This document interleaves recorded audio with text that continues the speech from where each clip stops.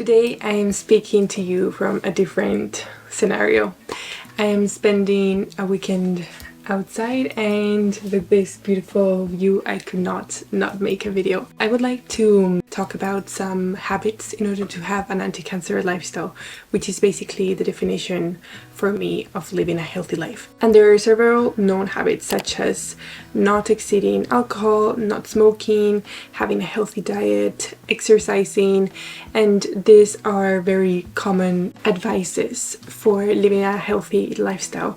But today I would like to mention 5 anti-cancer habits, which are also habits in general to live healthily. But I would like to mention these habits that are not so common, or maybe that do not have enough awareness, because you may have heard about these habits, but I feel that there is not enough awareness into these habits. The first one is regarding environmental toxins, and this is not only the toxins that we can find in the environment, but also from the products and the food that we eat, like pollutants and chemicals. Some of these environmental toxins are known as genotoxins, which means that they can damage the DNA. This DNA damage can lead a cancer to become a cancer cell. Another mechanism of environmental toxins is to disrupt the normal processes of a cell, for instance, division and cell growth. The disruption of these cell processes can lead the cell to an uncontrolled cell growth and division, which is one of the hallmarks of cancer. And another mechanism is that environmental toxins can affect our immune system, making it easier for cancer cells to hide and evade from the immune response. And this is why, for me, one of the habits that I do in order to live an anti-cancer lifestyle is really trying, I know this is really hard and really difficult to do, but trying to make sure that the products that we use in our daily life are as natural as possible and have as less as pollutants, chemicals, pesticides, and all of these toxins. The next habit that I would like to mention is regarding sleep. Sleep quality and having the enough sleep hours is extremely important for our health, and I think I have highlighted this in other videos. But today I would like to focus on why sleeping is important in order to try and prevent cancer. A lack of sleep will affect the circadian rhythm. And the circadian rhythm regulates important processes in our body, such as the DNA repair, which means that a lack of sleep will lead to a decrease in the body's ability to repair DNA damage and prevent the development of cancer cells. Lack of sleep also produces an impact in our immune system. Chronic sleep deprivation has been linked to a reduce in the production of immune cells and an increased inflammation, which can promote growth and spread of cancer cells.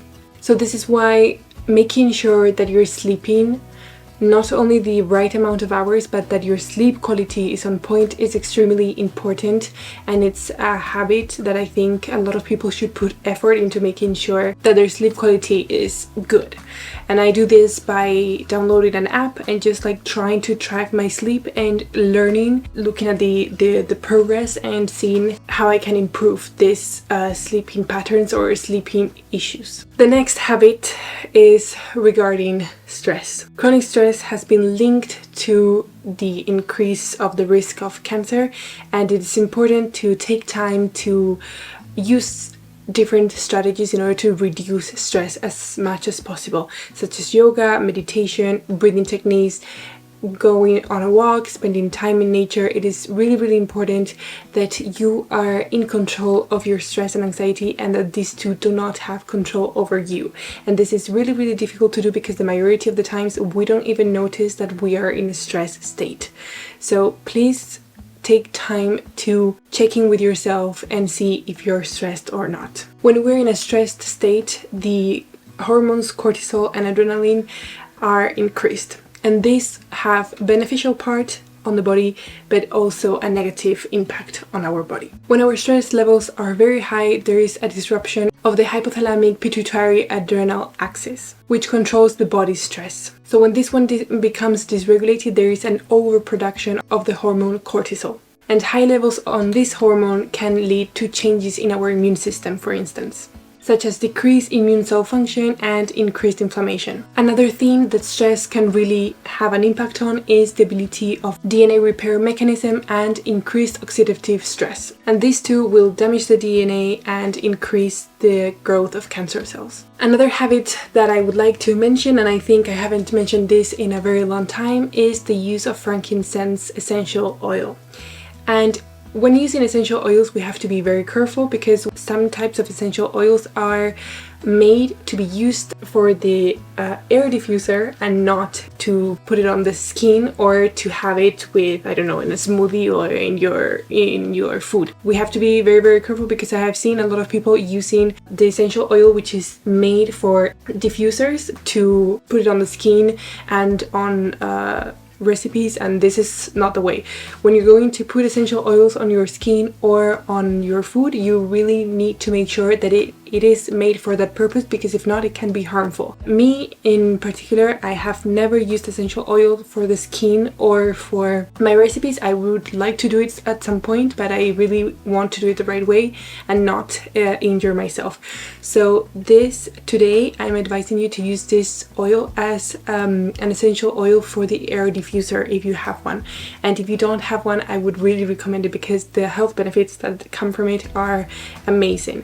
But today I would like to talk about frankincense essential oil and how it can help reduce the risk of cancer. And actually some doctors are using this as a complement to their treatments with cancer patients. And the reason for this is because it is able to lead to apoptosis on cancer cells. Apoptosis is programmed cell death. Frankincense oil is also able to inhibit cell proliferation, which means the uncontrollable growth of the cancer cells. And is also able to reduce inflammation. So the process of apoptosis, which as I just mentioned is cell programmed death, helps remove damaged cells from the body and abnormal cells. And the ability of inhibiting the cell proliferation is by disrupting the cell cycle. So in the end, this anti-cancer properties of frankincense essential oil is going to help to prevent the development and progression of cancer cells. Lastly, but not least, today I want to talk about another habit which I have mentioned before, but I'm going to be more specific. So I normally encourage people to have a multivitaminic complex as a supplement and as part of their diet, because it's really, really important that we make sure that we don't have a nutrition deficiency. But today I would like to talk precisely about vitamin D. Vitamin D plays a role in regulating the cell cycle. And there's some studies that have shown that vitamin D can help inhibit the growth of cancer cells by promoting cell differentiation, which is the process by which cells become specialized, and also by apoptosis, which I just mentioned is cell programmed death. Cell programmed death, programmed cell death. Another way that vitamin D helps is by boosting our immune system, which plays a very important role into recognizing the cancer cells and trying to eliminate them. So if you watched one of my previous videos, you know I talked about this. In the immune system, there are a very important type of immune cells, which are T cells. These T cells play a role in recognizing the cancer cells and attacking these cancer cells. And studies have shown that this vitamin D can boost these immune T cells. Another mechanism why vitamin D can help reduce the risk of cancer is because it has been shown to upregulate the expression of genes that promote cancer cell growth and upregulate the expression of genes that suppress cancer cell growth. So these are the habits that I really wanted to talk about today. I really hope that you like them. Maybe some of them you never heard of, maybe some of them you already knew, but I really thought it was important to talk about these ones and bring awareness on why some of the habits are said often, but not really why. So I hope you found value in this video and that it inspired you in taking on some of the habits. If you already do some of these habits, please let me know. I would love to hear about it, and if you have any suggestions, for sure feel free to share. We're here to grow and learn together, and I'll see you in the next video. Have a lovely week. Bye.